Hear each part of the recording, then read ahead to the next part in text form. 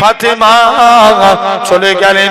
ইহুদির মেয়ে ফাতেমা বলে, উনি ইহুদি, তোমরা ঘরে ইহুদি, আমরা হলাম মুসলমান, কেমন করে তোমাদের বিয়ে বাড়িতে যেতে পারি? ফাতেমা বলে, উনি ইহুদি, তোমাদের বিয়েতে যাওয়া যাবে না। ইহুদি বলে, ফাতেমা তুমি না বিয়েতে গেলে আমি বিয়ে করব না।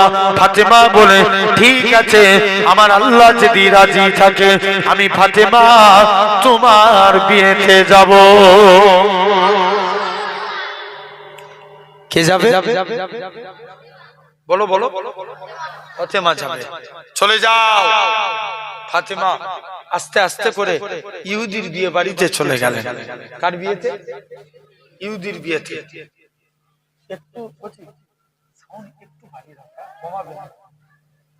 তোমার আর অসুবিধা নেই তো? ঠিক আছে, ব্যাস জেনে রেখে দেন। তথাপিও আমার ভাইরা, এখন ইহুদির মেয়েখানা আস্তে আস্তে করে বাড়িতে চলে আসলেন। বাপের কাইদে একদিন সময় চেয়েছিলেন ফাতেমার সঙ্গে আলোচনা করার জন্য। মিটেছে না মিটেনি? বলো বলো। মিটে গেছে। বাপকে এসে বলছে, আব্বা আপনি যেই ছেলেকে পছন্দ করেছেন আমি তাকেই বিয়ে করতে রাজি। বলছে, ঠিক আছে, চলে যাও, তোমার সঙ্গে। তাড়াতাড়ি করে বিয়ের দিন ঠিক হয়ে গেল, ছেলে রাজি হয়ে গেল, সব কুটুম সাক্ষের দাওয়াত হয়ে গেল। ইহুদির মেয়ে বলে, আব্বা তবে আমি একজনকে নেমন্তন্ন দিয়ে এসেছি, দাওয়াত করে এসেছি, সে বিয়েতে এলে বিয়ে হবে। কে? আব্বা আমার অনেক বন্ধু বান্ধবী আছে। ঠিক আছে, কোনো ব্যাপার না। না আব্বা, এটা নবী কন্যা ফাতেমাকে দাওয়াত করেছি। জোরে বলো। ইহুদির চোখ চড়ক, বলছে, তুমি কাকে দাওয়াত করেছো? সে ছিঁড়া ফাটা তালি দিয়া জামা পরে আমাদের বিয়ে বাড়িতে কত নামি দামি ব্যক্তি আসবে, আর তুমি সামান্য ফাতেমাকে দাওয়াত করেছো? ছিঁড়া ফাটা তালি দিয়া জামা পরবে, চলে যাও, একে দাওয়াত করা লাগবে না। যখন এই কথা বলেছে, ইহুদির মেয়ে বলছে, আব্বা ফাতেমা বিয়েতে এলে বিয়ে হবে, নচেৎ বিয়ে করবো নি। জোরে বলবে না? বাপ আর কি করবে? মেয়ে যখন রাজি, এখন বাপ বলছে, ঠিক আছে ফাতেমা, কথা বলো, একটু চুপ করো, ফাতেমা চলে যাও। তবে ফাতেমা বিয়ে বাড়িতে আসতে পারে, নতুন কাপড় পরে আসা লাগবে। কি পরে? নতুন কাপড়। ইহুদির মেয়েখানা ফাতেমার কাছে চলে গেছে। যাই, আবার যাই, ফাতেমা যদি কাপড় না কিনতে পারে, দরকার একটা কাপড় দান করে আসবো। মুসলমান ঘরের ছেলে মেয়েরা, তরুণেরা, এ গর্ভপুরের মানুষেরা শুনে রেখে দেন, এরকম ভাবে আল্লাহ নবী বেটি ফাতেমা রাদিয়াল্লাহু তাআলা আনহার কাছে ইহুদির মেয়েখানা চলে আসবেন। ফাতেমা তোমাকে আমার বিয়েতে যাওয়া লাগবে। ফাতেমা বলে, আমি তো তোমার বিয়েতে যাব বলেছি, তবে ফাতেমা তোমাকে আমার বিয়েতে নতুন কাপড় পরে যাওয়া লাগবে। ফাতেমা বলে, ঠিক আছে, আমি তোমার বিয়েতে নতুন কাপড় পরে যাব। এ নওজোয়ান যুবকেরা, এমন সময়তে দেখতে পাওয়া যায় ফাতেমা দরকার হয়, আমি নতুন কাপড় কোথায় পাবো? দরকার হয় ফাতেমা আমি তোমাকে একটা কাপড় দান করব। ফাতেমা বলে, উনি খুদি, তুমি আমার কি কথা শোনালে? আমাকে নাকি আমার আব্বা জান যদি দুনিয়ার সম্পত্তি চাইতো, আমার আল্লাহ পাক তামাম পৃথিবীর সম্পত্তিকে আমার আব্বা জানের কদমে রেখে দিতেন। উনি খুদি, তুমি আমায় কি কথা শোনালে? এ নওজোয়ান যুবকেরা, আল্লাহ নবী বেটি ফাতেমা আস্তে আস্তে করে চলে গেলেন। ফাতেমা নামাজ পড়ে দোয়া চায়। ফাতেমা দোয়া চাইতে দেরি, কাপড় আসতে দেরি হলো না। ফাতেমা কাপড়টা নিয়ে দৌড়ে দৌড়ে দৌড়ে আল্লাহ নবীর হুজরা মুবারকে চলে গেলেন। আব্বা জান, আমি ফাতেমা এই কাপড়টা পেয়েছি। আল্লাহ নবীর কাছে জিবরাইল আমিন চলে আসে, ইয়া রাসূলুল্লাহ হাবিবাল্লাহ, ফাতেমা ফাতেমার ব্যবহারে আল্লাহ খুশি হয়ে জান্নাতুল ফেরদাউস থেকে ফাতেমার জন্য শাড়ি খানা পাঠিয়েছে। ইহুদির মেয়ে খানা বলে ফাতেমা শাড়িটা পরে ইহুদির মেয়ের বিয়ে বাড়িতে চলে গেলেন। ফাতেমা শাড়ি দিয়ে এমন নূর চমকাতে লাগে, গোটা ইহুদির বাড়িটা নূর আর নূর আলোয় আলোকিত হয়ে গেছে। গোটা ইহুদির বাড়িটা আলোকিত। সবাই মিলে জিজ্ঞেস করছে, ফাতেমা এখন বিয়ে বাড়ি খাওয়া দাওয়া বন্ধ করে দিয়ে এখন ইহুদির মেয়েদের লোভ লেগে গেছে, ফাতেমা এই শাড়ি কোথা পেয়েছো তুমি বলো, দোকানের নাম বলো, আজকে কিনে নিয়ে আসবো, যতই দাম লে। ফাতেমা বলছে, হাজারো চেষ্টা করলেও তোরা এই শাড়ি পাবি না। কি করতে হবে বলো? বলছে কলেমা পড়ে মুসলমান হতে হবে, নামাজ রোজা ইবাদত বন্দেগী করা লাগবে, তবে এর থেকে দামি দামি শাড়ি পাবে। একসঙ্গে 400 ইহুদির মেয়ে ফাতেমার হাতে হাত দিয়ে ঈমানের কালেমা পড়ে মুসলমান হয়ে গেল। এখন ওই মেয়ের বাপ মনে আছে তো, সাহাবীকে জিজ্ঞেস করছে কি ব্যাপার? বলছে নবী পাঠিয়েছে, আপনাদের কন্যার সঙ্গে নবী আমার বিয়ে দিয়েছে। যে মাথা খারাপ, কালো কুৎসিত লোক, চল যাও বাড়ি চল যাও। মেয়েটা জিজ্ঞেস করছে, আব্বা ওই কালো রঙের ব্যক্তিটা কি জন্য এসেছিল? বাপ বলে, মারে ওকে নাকি আল্লাহর নবী পাঠিয়েছে, ও তোমায় বিয়ে করতে এসেছে। মেয়ে তখন বলে, আব্বা যে বিয়েতে আল্লাহ এবং তার রাসূল রাজি, আমি মেয়েও সে বিয়েতে রাজি। আরো চিল্লে বলা গেল না? এখন মেয়ে রাজি তো বাপ আর কি করবে, তাড়াতাড়ি করে চলে গেছে নবীর দরবারে। যে বলছে, হুজুর একটা সাহাবীর সঙ্গে আমার মেয়ের বিয়ে দিয়ে দিলাম, বিয়েতে 400 দিরহাম মোহর ধার্য করলো। কত দিরহাম? 400 দিরহাম। সাহাবী বলে, হুজুর আমি গরিব মানুষ, আমার কাছে কানাকুড়ি টাকা নাই, কি করে স্ত্রীর দিন মোহর আদায় করব? আল্লাহর নবী বলছে, এই ব্যাপার, চলে যাও আমার জন্নুরাইন উসমানের কাছে যাও, 200 দিরহাম দিলেন। আমার আলীর কাছে যাও, 200 দিরহাম দিলেন। আমার আব্দুল্লাহ বিন আউফের কাছে যাও, 200 দিরহাম দিলেন। টোটাল কত হলো? 600 দিরহাম। মদিনার বাজারে স্ত্রীর বাসর রাতে নবী বলছে, যাও কোন উসমান? নবীর কাছে এক সাহাবী আসলেন, দুইটা সমস্যা নিয়ে, হুজুর মেয়ের বিয়ে দেব, একটু আতরের প্রয়োজন। দেখবেন আমার এলাকাতে বিবাহিত নারীরা হাতে চুড়ি পরে না, কথা বলে না, কি পরে? চুড়ি পরে, নাকে নাক ছাবি, নাক কলায়। আরবের সিস্টেম, বিবাহিত নারীরা গায়ে আতর মাখে। আল্লাহ রাসূলের আব্বা আব্দুল্লাহ ইন্তেকাল হয়ে গেছে, আমিনার পেটে দু জাহানের বাদশা আমিনার শরীর দিয়ে এমন খুশবু বেরোয়, গোটা মক্কার জমিনে ছড়িয়ে যায়। আরো জোর করে বলা গেল না? সবাই মিলে যে বলে, আমিনা তুমি কোথা থেকে খুশবু পাও? আমিনা বলে, আব্বা এটা আমার খুশবু না, আমার পেটেরটা খুশবু। আব্বা আমি আমিনা যখন বাড়ি থেকে বের হই, আকাশের মেঘগুলো আমাকে ছায়া করে নিয়ে যায়। আমি আমিনা যখন গরম মরুভূমির উপরে পা রাখি, আব্বা পা রাখতে দেরি, বালি ঠান্ডা হতে দেরি হয় না। আমি আমিনা পাথরের উপরে পা রাখি, আব্বা পা রাখতে দেরি, পাথর ঠান্ডা হতে দেরি হয় না। জোরে বলবে না? আমি আমিনা যখন কুয়ার কাছে চলে যাই, অটোমেটিক কুয়ার পানি নিচ থেকে উপরে উঠে যায়। কুয়ার পানি থাকে কোথায়? নিচে। আমিনার খাতিরে, নবীর খাতিরে কোথায় উঠে? উপরে উঠে। আব্বা এটা তো আমার পেটেরটার ওসিলা, আমার কিচ্ছু না। সেই নবীর কাছে আসলেন, হুজুর মেয়ের বিয়ে দেব, একটু আতর লাগবে।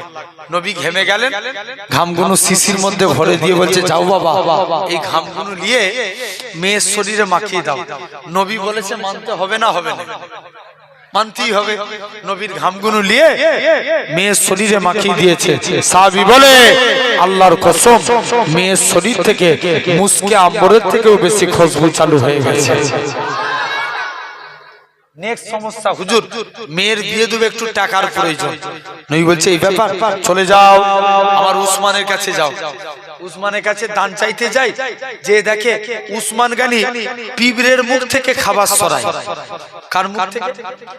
পিঁপড়ের মুখ থেকে। সাহাবী লজ্জায় বাড়ি ফিরে চলে এসেছে। হুজুর, যে লোক এত কিপটে পিঁপড়ের মুখ থেকে খাবার সরায়, সে আমায় কি দান করবে? নবী বলছে আবার একবার জানা। দ্বিতীয় দিন আবার গেছে, বস্তা থেকে তুলো উড়ে যায়, উসমান গানি তুলোগুলো ধরে ধরে বস্তায় ভরে। দ্বিতীয় দিন নবীর দরবার থেকে ফিরে চলে এসেছে, উসমানের দরবার থেকে নবীর কাছে এসে বলছে হুজুর, আর লজ্জায় আমি দান চাইবো না, এত কিপটে লোক। নবী বলছে একবার যা। তৃতীয় দিন নবী আবার পাঠিয়েছে, যাও আমার উসমানের কাছে যাও। মুসলমান ঘরের ছেলে মেয়েরা, বাবা তরুণেরা, গুঙ্গার মানুষেরা শুনে রেখে দেন, যুবক ছেলে কানা এরকম ভাবে আল্লাহ নবী সাহাবী যুবক ছেলে কানা উসমানের কাছে চলে যায়। উসমান, আল্লাহ নবী পাঠিয়েছে, মেয়ের বিয়ে দেবো, একটু আতরের প্রয়োজন, একটু টাকার প্রয়োজন। উসমান গানি বলে চলে যাও চলে যাও, আমার সিরিয়া থেকে উট বুঝাই করা মাল এসছে, যেটা মনে হবে সেটা তুমি নিয়ে নাও। এখন চলে গেলেন, যে উটটার মধ্যে বেশি মাল ছিল ওই উটখানা ধরেছে। ম্যানেজার বলে উসমান তুমি আমায় এরকম ভাবে, ম্যানেজার বলে না না না না, এটা মানা যাবে না, এখনো হিসাব নিকাশ হয়নি, কেমন করে তোমাকে দিতে পারি। হযরত উসমান গানি ম্যানেজারের কাছে চলে গেলেন। ম্যানেজার তুমি একে কি কথা শোনালে? একে নাকি আল্লাহর নবী পাঠিয়েছে। রাসূলুল্লাহ যদি আমি উসমানকে বলে দিত, ও বাবা উসমান তুমি অমুকের বাড়িতে দানখানা পৌঁছে দাও, আমি উসমান গানি গোলাম হয়ে তার বাড়িতে পৌঁছে দিতাম। আমি উসমান গোলাম হয়ে তার বাড়িতে পৌঁছাতাম। শুনছো? তাহলে ভাবেরা এখন এরকম ভাবে লক্ষ্য করে দেখো। এখন সাহাবী বিয়েতে দিনমোহর ধার্য করেছিল কত? 400। আর টাকা পেয়েছে কত? 600 দিরহাম। 600 দিরহাম টাকা নিয়ে নবী বলছে যাও মদিনার বাজারে স্ত্রীর বাসর রাতের কেনাকাটা করবে। যাও বাসর রাতের কেনাকাটা করবে। কে যেন একজন জিহাদ ঘোষণাকারী ঘোষণা করছে, কে আছো চলো আল্লাহর স্বার্থে, কুরআনের স্বার্থে জিহাদের ময়দানে চলো।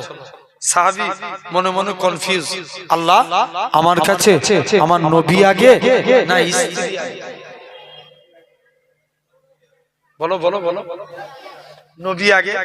স্ত্রীর বাসর রাতে কেনাকাটা বাদ দিলেন, যুদ্ধের সরঞ্জাম কিনে জিহাদের ময়দানে চলে গেলেন। কালো পাছা দেখে নবী চিনতে পেরে গেল, বাবা তুমি কি সাদ?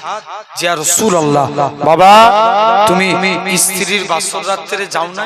হুজুর আল্লাহকে খুশি করার জন্য হুজুর জিহাদের ময়দানে চলে এসেছি। আল্লাহ নবী বলছে যাও, আল্লাহ তোমার মনের আশা পূরণ করুক। যুদ্ধের ময়দানে গেলেন, যুদ্ধ করতে করতে শহীদ হয়ে ইন্তেকাল হয়ে গেলেন। কবরের দিকে তাকিয়ে নবী একবার কাঁদছে, আবার মুচকি হাসির সহিত মুখটাকে ঘুরিয়ে ফেললেন। সাহাবীরা আরজ করলেন, ইয়া রাসূলুল্লাহ আপনার এই কান্না হাসির কারণটা জানতে চাই। মুসলমান ঘরের ছেলে মেয়েরা, বাবা তরুণেরা,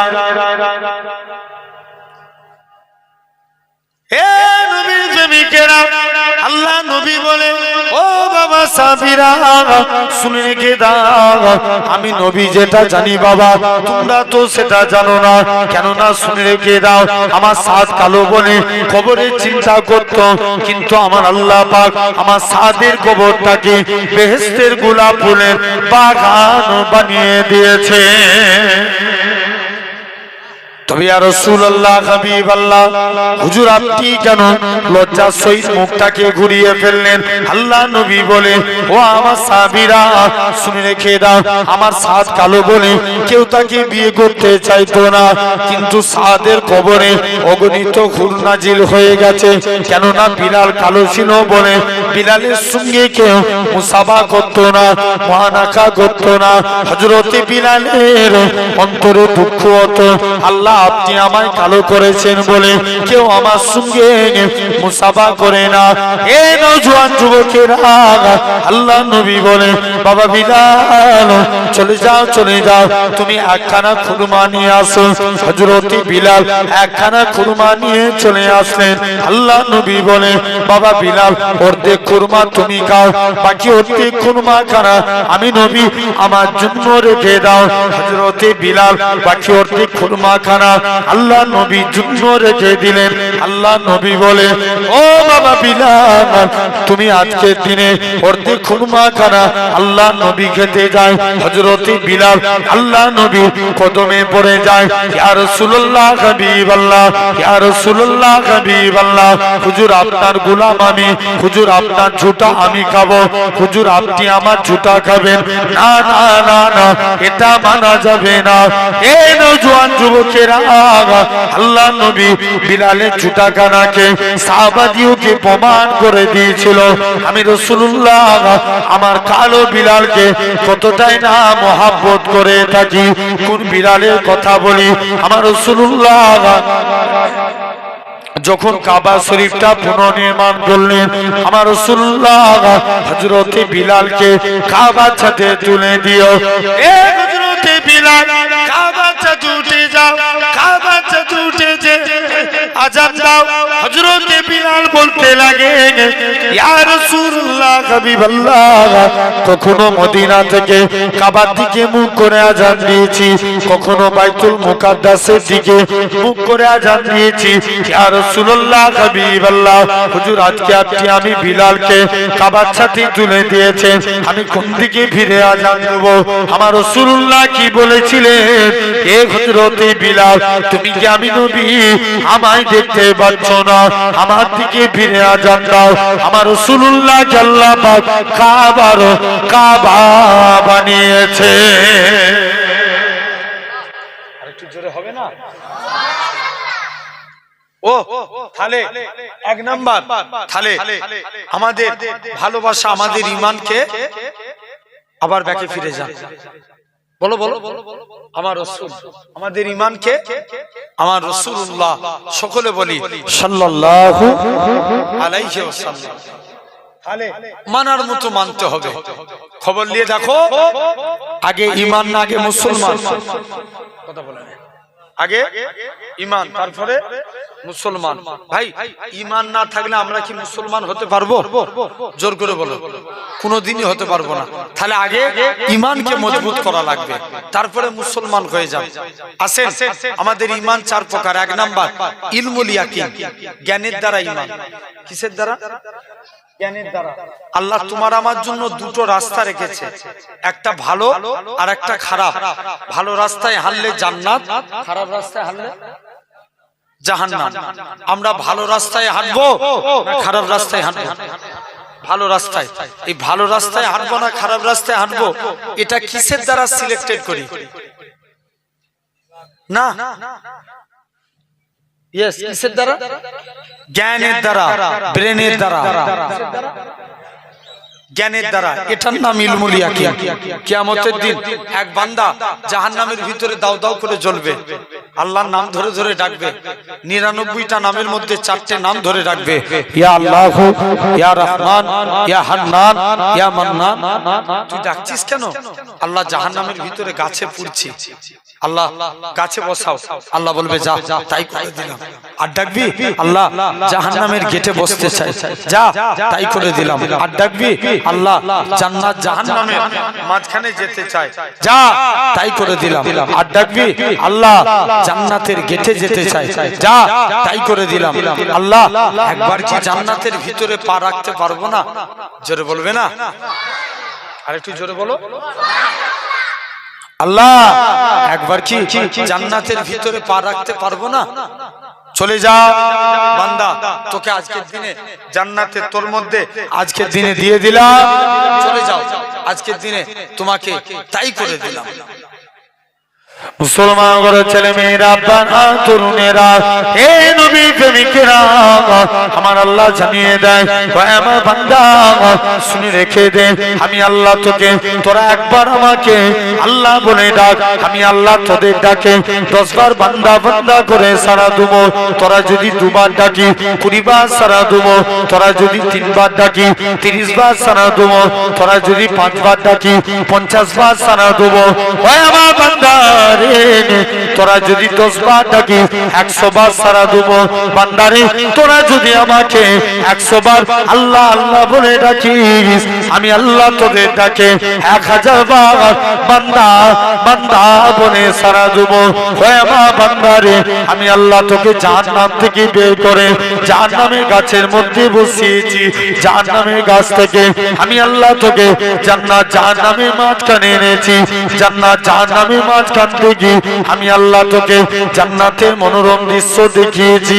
আর আমি আল্লাহ কি পারি না, তোর জীবনের পাখার পাখার গুনাহটাকে ক্ষমা করে দিয়ে আমি আল্লাহ তোকে আমার রহমতের দয়ার জান্নাত দিয়ে দিলাম। একটু জোরে বলো, চলে যা, আমি আল্লাহ তোকে আমার জান্নাত দিয়ে দিলাম। বলো সোনার ভাইরা, আব্বারা, তরুণেরা, তাহলে আজ তোমাকে আমাকে ভাবা লাগবে। আজ সাধারণ চিন্তা করে দেখেন, আল্লাহ এই জান্নাতের বাগান, এই বেহেশতের বাগানে, আল্লাহ এই জান্নাতের বাগান বেহেশতের বাগানে আল্লাহ তোমাকে আমাকে কবুল করে নিয়েছেন, এই জায়গায় বসিয়েছেন। তাহলে 1 নাম্বার ইলমুল ইয়াকিন, জ্ঞানের দ্বারা ঈমান। 2 নাম্বার আইনুল ইয়াকিন, চোখের দ্বারা ঈমান। কিসের দ্বারা? বলো বলো, চোখের দ্বারা। 2 নাম্বার কি? চোখের দ্বারা ঈমান। 2 নাম্বার চোখের দ্বারা ঈমান। ভাই এখন বলো 2 নাম্বার চোখের দ্বারা ঈমান। লক্ষ্য করে দেখো যুবক, এখন দিচ্ছেন বলো তো, অনেকে দীঘায় যায় না? কথা বলে যাই তো নাকি? এখন 170% মুসলমান দীঘায় যায়। রিসেন্ট দীঘার জমিনে একটা বিরাট বড় মন্দির হয়েছে, জগন্নাথ মন্দির হয়েছে না হয়নি? মন্দির বানিয়েছে, দুঃখ নাই। লাখম দিন হুকুম ওলিয়া দিন, তাদের কাছে তাদের ধর্ম, আমাদের কাছে আমাদের ধর্ম। কিন্তু বলো 1600 কোটি টাকা খরচা করে যদি দীঘার জমিনে মন্দির হতে পারে, 50 লাখ টাকা খরচা করে মসজিদ বানানোর দরকার আছে না? আরো জোরে বলো, আছে না? এখন খবর নিয়ে দেখো, আমরা তো এই জন্য বলি না, এখন লিঙ্গ দেখিয়ে মসজিদ ভাঙে। বাবরি মসজিদ ভেঙেছে রাম মন্দির দেখিয়ে, জ্ঞানপাপী মসজিদ রোধ করেছে শিবলিঙ্গ দেখিয়ে। এখন আবার খাজা হুজুরেরও মাজার ভাঙবে বলছে। খাজা হুজুরের মাজারে শিবলিঙ্গ দেখা যাচ্ছে, বলো নউজুবিল্লাহ। কোন খাজা গরিবের আমার বাদশাহ আলমগীর, তিনি একদিন কুরআন পড়ছে, কুরআন পড়তে পড়তে কুরআনের একটা আয়াত পড়ছে, আলা ইন্না আউলিয়াল্লাহি লা ইয়ামুত, আল্লাহর ওলি বান্দা যারা এরা মরে না, মরেও এরা জিন্দা। জোরে বলো। বলছে চলো আজকে দিল্লি জমিনে প্রতিটা কবরস্থানে যাব, যে সালাম দেব, উত্তর পেলে জানবো আল্লাহর ওলির কবর, উত্তর না পেলে জানবো এটা আল্লাহর ওলির কবর হতে। বলো বলো, পারে না? চলো দিল্লি জমিনে চলে গেলেন। মুসলমান ঘরের ছেলে মেয়েরা, আব্বারা, তরুণেরা, হে নবী প্রেমিকেরা, এরকম ভাবে দিল্লি জমিনে চলে গেলেন। একটা কবরস্থানে যায়, প্রথমবার সালাম দেয়, আসসালামু আলাইকুম, ইয়া হালাল কবর। কবর থেকে কোনো আওয়াজ আসে না। দ্বিতীয়বার সালাম দেয়, আসসালামু আলাইকুম, ইয়া হালাল কবর। দ্বিতীয়বারও কোনো আওয়াজ আসে না। তৃতীয়বার সালাম দেয়, আসসালামু আলাইকুম, ইয়া হালাল কবর। কবর থেকে কোনো আওয়াজ আসে না। বাদশাহ আলমগীর বলে, হে আমার সৈন্যরা, কবরটাকে ভেঙে দাও, এটা কোনো আল্লাহ পাকের ওলি বান্দার কবর হতে পারে না।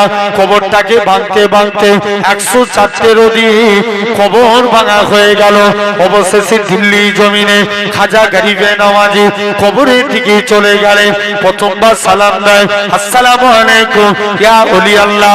খাজা হুজুরের কবর থেকে কোনো আওয়াজ আসে না। দ্বিতীয়বার সালাম দেয়, আসসালামু আলাইকুম ইয়া ওলি আল্লাহ, দ্বিতীয়বারও কোনো আওয়াজ আসে না। এ নওজোয়ান যুবকেরা এরকম ভাবে তৃতীয়বার সালাম দেয়, আসসালামু আলাইকুম ইয়া ওলি আল্লাহ, সঙ্গে সঙ্গে খাজা হুজুরের কবর থেকে ওয়া আলাইকুম আসসালামের আওয়াজ কানা ভেসে উঠেছে। ও সেই খাজা গরিবের নামাজ। তাহলে সমুদ্রের পানি ঢেউ খেলে সব সময়, দিবা রাত্রি ঢেউ খেলে, হ্যাঁ না? কলকাতা একটা পার্ক আছে নিকো পার্ক, এর পানি কি দিবা রাত্রি ঢেউ খেলে? জোর করে বলো, ঢেউ খেলে না। এটা চোখ দিয়ে দেখে ঈমান আনা, এটার নাম আইনুল ইয়াকিন। 3 নাম্বার গায়বুল ইয়াকিন, আল্লাহ মানি দেখে না দেখে, জোরে বলো জোরে বলো, না দেখে। 4র্থ নাম্বার বাসুল ইয়াকিন, ঠেলাই পড়লে আল্লাহকে ডাকা। কিসে পড়লে? ঠেলাই পড়লে, যখন বিপদে পড়ে কাকে ডাকে? আল্লাহকে।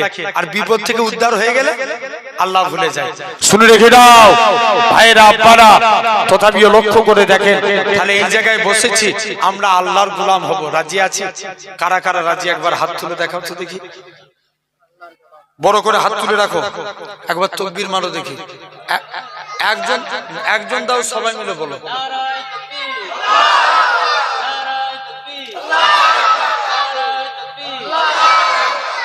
আলহামদুলিল্লাহ। ভাই এই যে হাত তুললাম, হাত তুললি কি আল্লাহর গোলাম হওয়া যায়?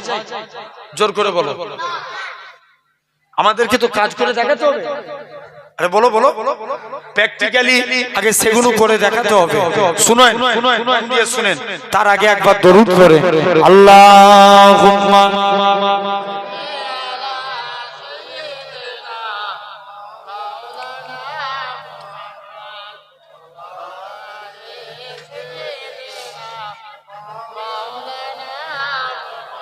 দরুদ শরীফ আল্লাহুম্মা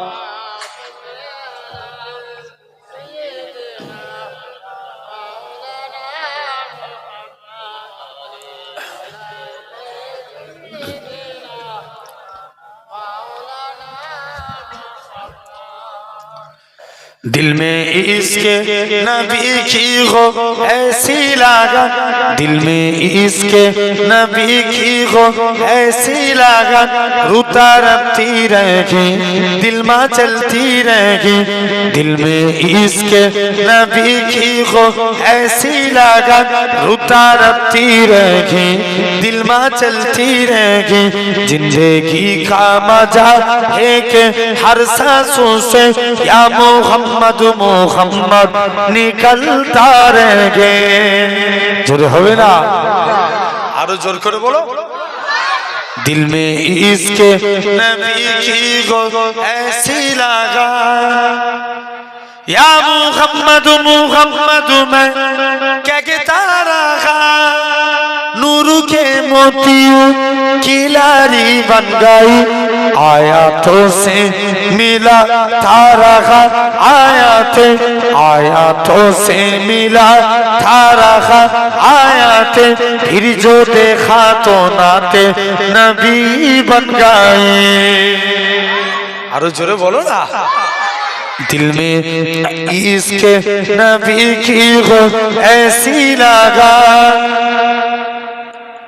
जो भी आंसू बहे मेरे महबूब के, सबके साथ अपने रहमत के छींटे बने, छा गई राती जब जुल्फे लगिरा गई, छा गई राती जब जुल्फे लगिरा गई, जब तबस्सुम किया चांदनी बन गई, दिल में इश्क नबी की हो ऐसी लागत, रुता रखती रहेगी दिल में चलती रहेगी, जिंदगी का मजा है कि हर सांसों से या मोहम्मद मोहम्मद निकलता रहेंगे,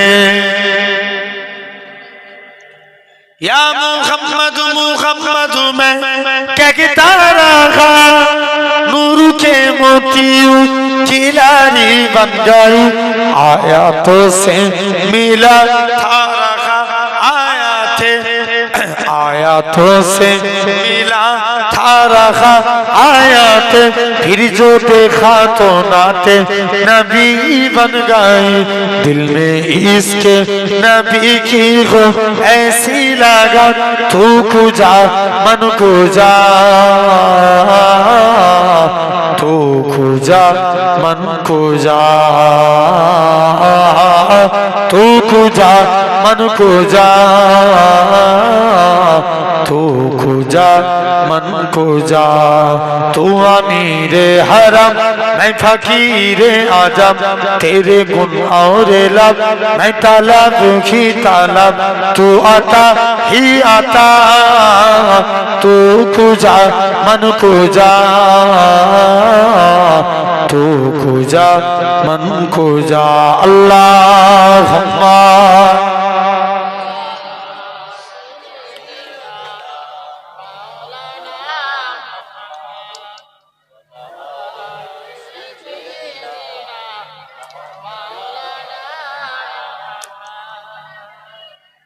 আসেন ভাইরা এক নাম্বার আল্লাহর গোলাম হতে গেলে ফার্স্ট কাজ আগে আল্লাহর হুকুম আমাদেরকে নামাজ পড়তেই হবে বলো ইনশাআল্লাহ জোর করে বলো আচ্ছা নামাজ ছাড়া আমাদের কোনো গতি আছে জোর করে বলো বলেন ভাই এই সমাজে বিড়িখোর একটু চুপ করাও এখানটায় এই সমাজে বিড়িখোর বেড়েছে না কমেছে কথা বলে না জোরে বলো জোরে বলো ওরে আল্লাহ দেখবেন আগেকার যুগের মুরব্বীরা বিড়ি খেত এখনের যুবকরা আবার গাঁজা খায় আছে না নাই জোর করে বলো আছে না বিড়ি খেলে ঠোঁট কালো হয় আমার সমাজে মাতাল আছে না নাই বলো বলো মাতালো আছে ভাই মদ খাওয়া অবস্থায় এখন বলো এই সমাজে লটারি করা আছে না নাই আগে দেখবেন লটারি হারাম জেনে কাটতো এখন মনে মনে বিসমিল্লাহ বলে কাটে কি বলে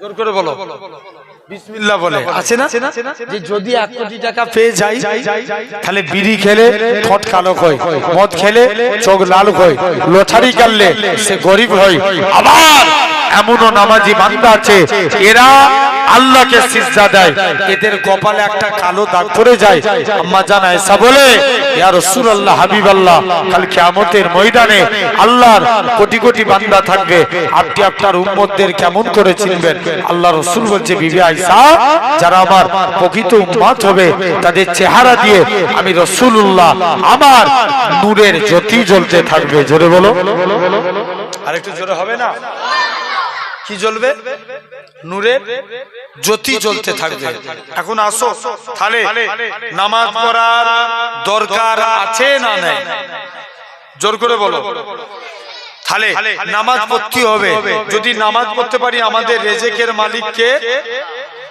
বলো বলো আমাদের রিজিকের মালিক কে আল্লাহ রুজির জিম্মাদার হয়ে যাবে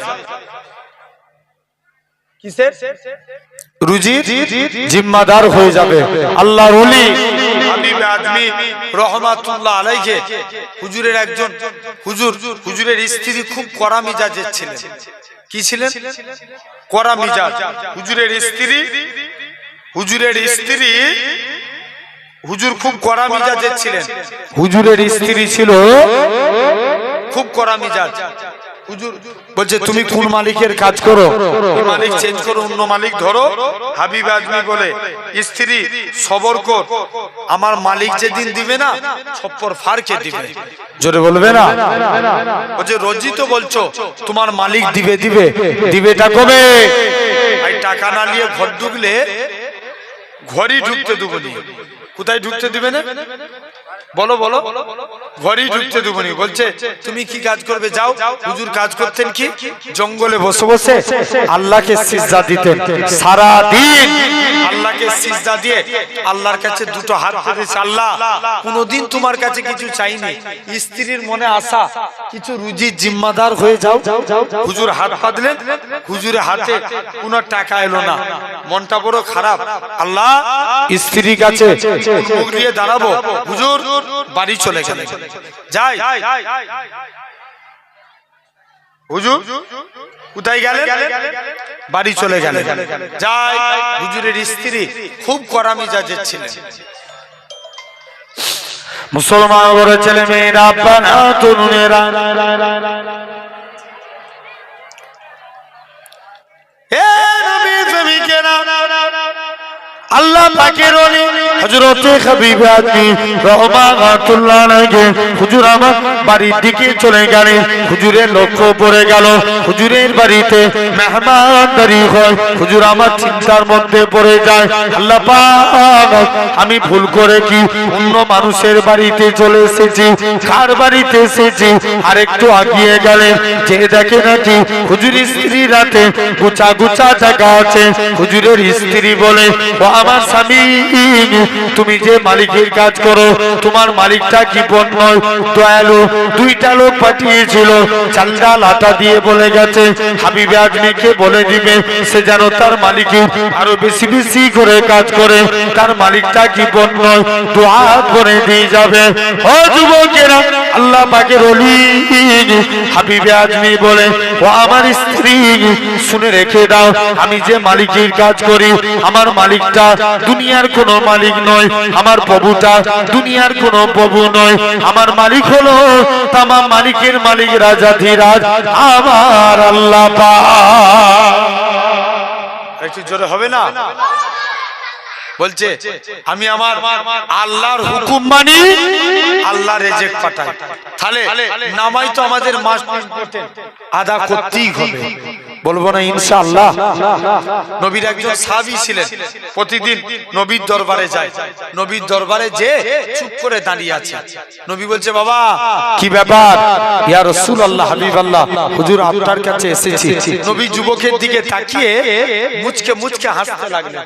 যুবক বাড়ি চলে গেল, কাজ করতে যাই, মনে পড়ে রাসূলুল্লাহর মুচকি হাসি। জোরে বলবে না? ঘুমাতে যাচ্ছে, মনে পড়ে রাসূলুল্লাহর মুচকি হাসি। যুবক কাজ করতে পারে না, ঘুমাতে পারে না, শুধু নবীর হাসির কথা মনে পড়ে।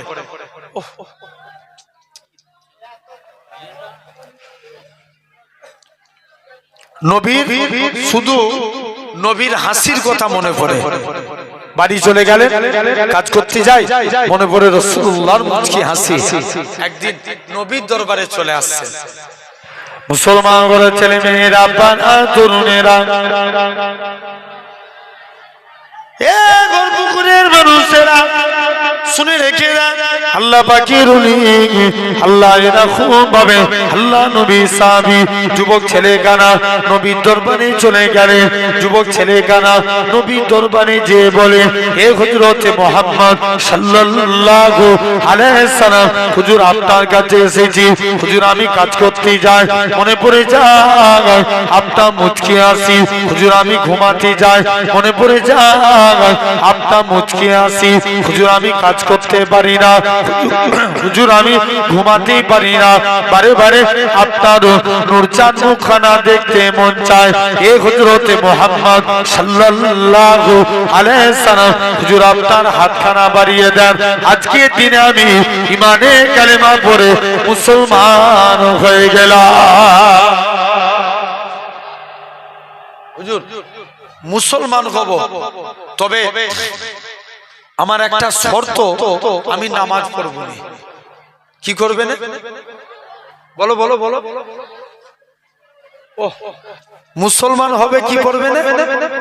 নামাজ পড়বে না। আল্লাহ নবী বলছে এই ব্যাপার, চলে যাও, তোমার যা মন চাই তুমি করবে, যাও। শুনছো তো ভাই? মুসলমান হবে, কি করবে না? নামাজ পড়বে না। সব বন্ধুরা মসজিদে নামাজ পড়তে গেছে, এখন বন্ধুদের সঙ্গে সেও গেছে, সব বন্ধুরা নামাজ পড়ছে, নবীর কাছে চলে এসেছে, হুজুর আমি নামাজ পড়বনি বলেছিলাম, তবে আজকের দিনে কথা দিচ্ছি নামাজ পড়বো, কিন্তু আমি উজু করবো না। কি করবে? নামাজ পড়বে, কি করবে না?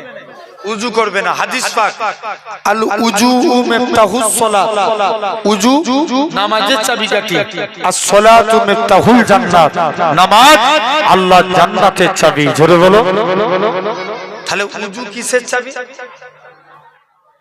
নামাজের। আর নামাজ জান্নাতের চাবি। যুবক যে বলছে হুজুর আমি নামাজ পড়বো কিন্তু উজু করবো না, নবী বলছে যা যা মন চাই তুই করবি, যা। যুবক একদিন বিনা উজুতে মসজিদের দিকে গেছে, নামাজ হবে? জোর করে বলো। না, বিনা উজুতে নামাজ হবে? নামাজ হবে না। যুবক মসজিদের দিকে চলে গেছে। মুসলমান ঘরের ছেলে মেয়েরা, তরুণেরা, হে নবী প্রেমিকেরা, যুবক ছেলে কানা মসজিদের দিকে চলে যায়, যে দেখে নাকি আল্লাহ নবী জামাতা হযরতে সেরে আলী রাদিয়াল্লাহু তাআলা আনহু হুজুর আমার এরকম ভাবে উযু করে। উযু করার নিয়ম হচ্ছে দুই হাতের কোণই পর্যন্ত ধৌত করা। হযরতে আলী বগলের নিচু থেকে হাত ধৌত করে, পা ধোয়ার নিয়ম দুই পায়ের কাঠ পর্যন্ত ধৌত করা। হযরতে আলী হাঁটুর নিচু থেকে পা ধৌত করে। যুবক ছেলে কানা বলে, হে রাসূলুল্লাহ জামাতা, হে হযরতে আলী, তুমি কেন এত বেশি বেশি করে উযু করো? হযরতে আলী বলে, ওগো বাবা যুবক, আল্লাহ নবীর মুখ থেকে শুনেছি, আল্লাহ নবী জানিয়েছেন যে পবিত্র উযুদার হবে, উযুর পানি শরীরের যেই যেই জায়গায় ঠেকবে, কাল কিয়ামতের ময়দানে তার শরীরের ওই জায়গা থেকে নূর চমকাতে থাকবে। আরো জোরে হবে না? কি চমকাবে? নূর চমকাবে। যুবক সব বন্ধুরা চলে গেছে, নবীর কাছে এসে বলছে, হুজুর আমি নামাজ পড়বনি বলেছিলাম না, তবে আজকের দিনে কথা দিচ্ছি, যান 5 ওয়াক্ত নামাজের আগে 5 বার গোসল করে উযু করে নামাজ পড়বো। আর একটু জোরে বলা গেল না? তাহলে 1 নাম্বার নামাজ পড়তেই হবে আল্লাহর গোলাম হতে গেলে। 2 নাম্বার কলেমাকে জিন্দা করা লাগবে। জোরে বলবে না? এখন লক্ষ্য করে দেখো, দিকে দিকে আমার কলেমাকে মিটানোর একটা প্রচেষ্টা চালাচ্ছে। হ্যাঁ না না, জোর করে সারা দিয়ে বলো, হচ্ছে না? এই তো রিসেন্ট কদিন আগে আমাদের পশ্চিমবাংলার পাশের রাজ্য উড়িষ্যাতে একটা বাঙালি যুবককে জয় শ্রীরাম না বলার কারণে পিটিয়ে মারা হয়েছে। আরে কথা বলেন কেন? নিউজে দেখেছেন আপনারা? খবর পেয়েছেন না? কি না বলার জন্য? জয় শ্রীরাম কথাটা না বলার জন্য তাকে পিটিয়ে মারা হয়েছে। কদিন আগে ব্রিগেডের মাঠে 5 লক্ষ কণ্ঠে গীতা পাঠ অনুষ্ঠানের দিন একটা বাঙালি যুবককে, শেখ রেজাউল বলে নাম, চিকেন প্যাটিস বিক্রি করে তাকে আপনার কি বলেন, তাকে এরকম ভাবে ইফটিজিং করে তাকে মেরে তার মালপত্র নষ্ট করে দেওয়া হয়েছে। হচ্ছে না? হয়নি? এরা চায় কলেমা মিটে যাক, তবে যারা এরকম পাগলামো করবে, যারা এই ধরনের পাগলামো করবে, এদেরকে ধরার দরকার আছে না নাই? আরো জোরে বলো। সবসময় তো আবু বকরের সুন্নাত পালন করি, মাঝে মাঝে ওমর হওয়ার দরকার আছে না নাই? বলিয়ে দেখো, খালি পৃথিবী ঠান্ডা। ভুল বলছি না ঠিক বলছি? জেনে রেখে দাও ভাইরা, আব্বারা, তরুণেরা, নবীর ব্যাপারে, কুরআনের ব্যাপারে, ইসলামের ব্যাপারে আবু বকরের সামনে কথা বললে আবু বকর কেঁদে জারে জার হয়ে যেত।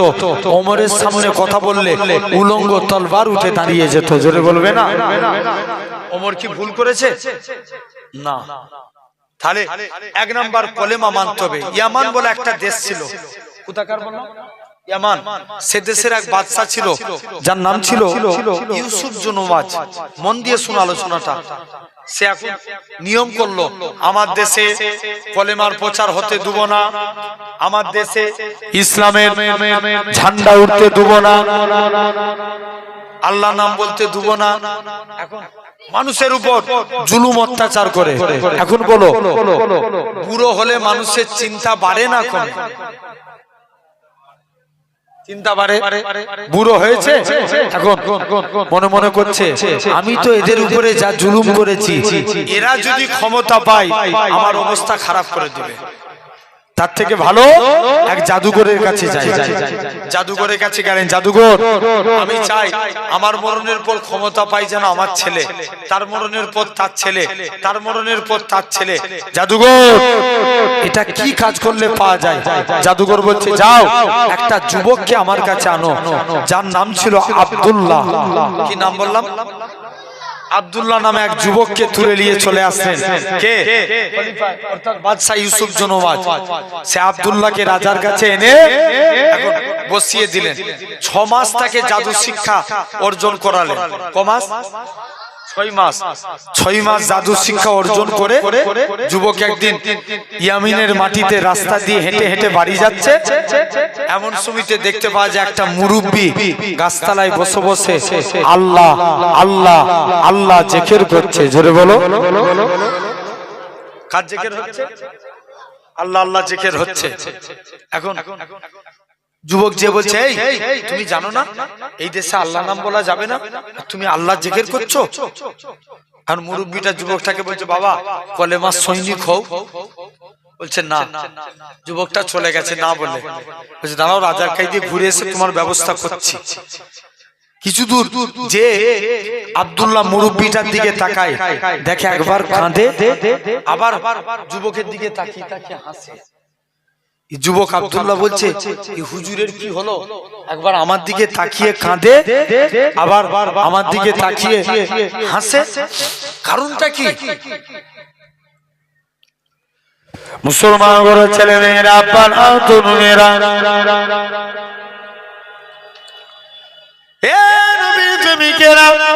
যুবক আব্দুল্লাহ এরকম ভাবে মুরব্বির কাছে চলে আসলেন। ও বাবা মুরব্বি, তুমি আজকের দিনে কি ব্যাপার বলো? তুমি আমার দিকে তাকিয়ে তাকিয়ে কেন কাঁদো? মুরব্বি খানা বলে, ও বাবা যুবক, তোমাকে একদিন কলেমার সৈনিক হতে হবে। কেননা শুনে রেখে দাও, তুমি তো একদিন, আমি এই জন্য কাঁদি, তুমি তো একদিন কবরে চলে যাবে। তোমার এই সুন্দর চেহারা কবরের মাটি খেয়ে ফেলবে। সেই দিনে তোমার কি হবে? সেই দিনের কথা চিন্তা করে আজকের দিনে আমি কাঁদি। তবে হুজুর আপনি কেন হাসতে লাগেন? ও বাবা যুবক, আমার আল্লাহ আমাকে ইলহামের মধ্যে জানিয়েছেন, ও বাবা মুরব্বি কেঁদো না বাবা। বাবা আজকের দিনে কেঁদো না, কেঁদো না। রাজা ওকে জাদু শিখতে পাঠিয়েছে, আর আমি আল্লাহ জানিয়ে দিলাম এই যুবকের দ্বারায় আমি আল্লাহ পুনরায় ইসলামকে জিন্দা করে দেখাবো। যুবক খানা বলে, না না না না, এটা মানা যাবে না। মুরব্বিটা যুবকটাকে কাছে ডাকলেন, অন্তরে অন্তরে মিলিয়ে দিলেন।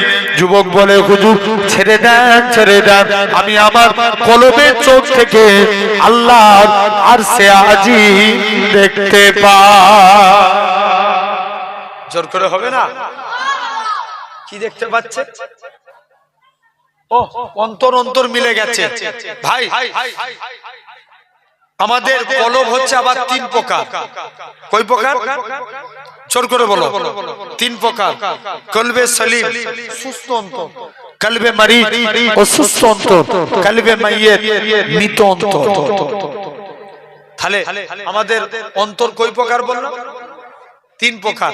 1 নাম্বার কলবে সলিম, সুস্থ অন্তর। ভাই যারা হাক্কানি আল্লাহর ওলি, ইনাদের অন্তর সুস্থ। জোরে বলবে না?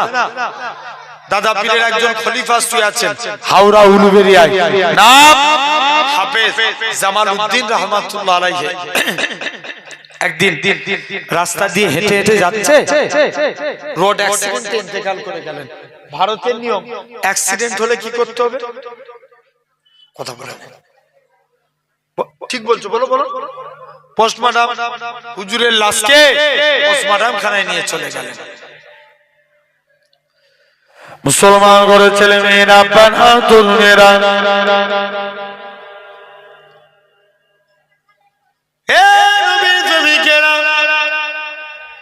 আল্লাহ পাকের ওলি হযরতে হাফেজ জামালউদ্দিন রহমাতুল্লাহ আলাইহি লাশটাকে পোস্টমর্টম খানায় নিয়ে চলে গেলেন। একটু গানি ছুরি দিয়ে কাটা হয়েছে, ওই কাটা অংশটা থেকে তখনও পর্যন্ত আল্লাহ আল্লাহ আল্লাহ আল্লাহ আওয়াজ খানা ভেসে উঠেছে। একটু জোরে হবে না? ও তাহলে ভেবে দেখো সোনার ভাইরা, আব্বারা, তরুণেরা, তাহলে তোমাকে আমাকেও ভাবা লাগবে আল্লাহ আল্লাহ এই শব্দটা ভেসে উঠেছে। তাহলে একবার দরুদ পড়েন তো, আল্লাহ